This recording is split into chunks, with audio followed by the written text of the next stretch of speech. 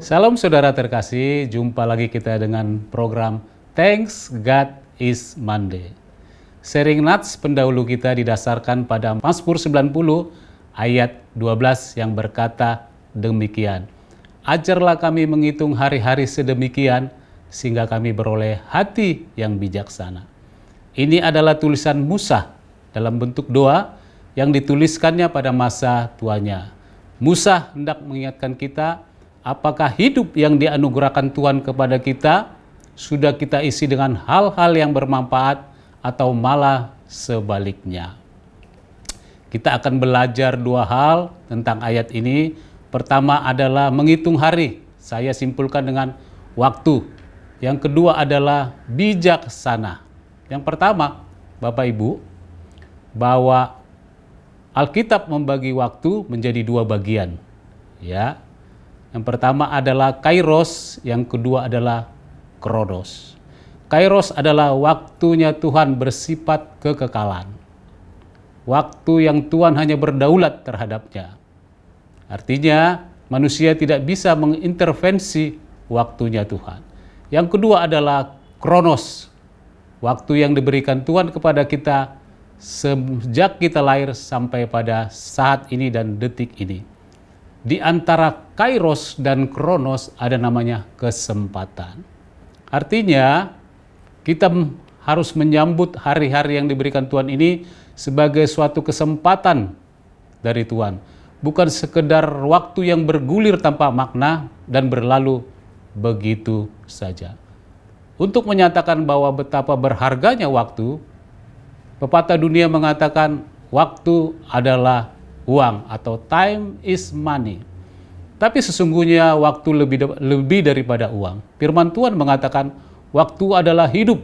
Hidup masa sekarang dan hidup masa lampau. Artinya berbentuk kekekalan. Firman Tuhan mengatakan dalam Efesus 5 ayat 16, pergunakanlah waktu yang ada karena hari-hari ini jahat. Bagaimana maksud firman Tuhan ini? Bagaimana kita memahami? Apakah hari yang jahat? Maksud saya, apakah hari Senin lebih jahat daripada hari Selasa? Hari Selasa lebih jahat daripada hari Rabu dan seterusnya? Bukan. Tapi yang jahat adalah situasinya. Karena semua manusia, baik orang percaya tidak percaya, punya potensi untuk jatuh dalam dosa. Karena waktu yang jahat ini. Firman Tuhan ini mengingatkan kita bahwa kita harus membeli waktu atau kesempatan yang diberikan Tuhan kepada kita. Dengan cara bagaimana kita membeli waktu dan kesempatan yang Tuhan berikan kepada kita? Dengan menukarkannya dengan hal-hal yang berharga. Dalam hal apa saja? Salah satu adalah dalam bentuk doa. Dikatakan pergunakanlah waktu yang ada. Artinya kita harus berjaga-jaga. Firman Tuhan berkata berjaga-jagalah supaya kamu tidak jatuh dalam pencobaan. Orang yang mempergunakan waktunya dengan baik dalam hal berdoa, dia sudah berjaga-jaga. Orang yang berjaga-jaga pasti sudah berdoa. Demikianlah betapa berharganya waktu. Jangan kita menyia-nyiakan waktu yang diberikan Tuhan kepada kita.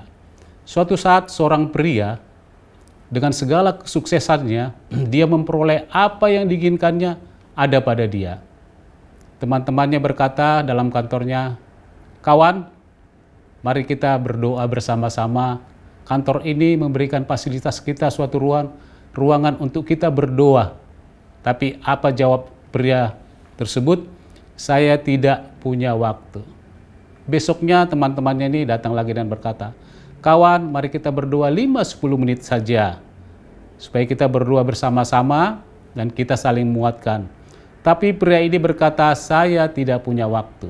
Besoknya mereka datang lagi bersama-sama mengajak, besok kita ada persekutuan doa di kantor ini. Mari, datanglah untuk mendengarkan firman Tuhan. Sediakan waktu, kawan. Lalu jawab pria ini demikian, di rumah saja saya tidak punya waktu untuk beribadah dan berdoa, apalagi di kantor ini. Nah, suatu saat pria ini mengalami serangan jantung mendadak. Dan dia meninggal. Dalam penglihatan roh, dalam penglihatan alam roh, pria ini melihat suatu sosok yang besar, bercahaya wajahnya, memegang sebuah kitab kehidupan. Pria ini berkata, "Hai anak manusia, aku melihat bahwa namamu tidak ada di kitab kehidupan ini. Pernah aku mencatat namamu di sini, tapi aku tidak mempunyai waktu." Lalu pria ini tertunduk lemas. Pelajaran apa yang kita petik dari cerita ini? Bahwa jika kita tidak menghargai waktu, maka suatu saat waktu itu akan tidak menghargai kita. Artinya bahwa Tuhan pun tidak punya waktu terhadap kita. Yang kedua adalah bijaksana. Bijaksana adalah kemampuan untuk melihat dari sudut pandang Allah, kemudian mengetahui tindakan terbaik yang harus dilakukan. Dalam hal apa saja kita bersikap bijaksana? Dalam banyak hal tentunya. Salah satunya adalah menyikapi persoalan hidup. Persoalan hidup selalu datang silih berganti. Dia datang hari ini, datang besok, dan pergi, datang lagi. Demikianlah sampai kita bertemu kepada pencipta kita, barulah persoalan hidup itu selesai. Persoalan hidup bangsa Israel pada saat Musa memimpin bukan terletak kepada ekonomi dan bukan terletak kepada kesehatan. Tuhan memelihara sungguh mereka.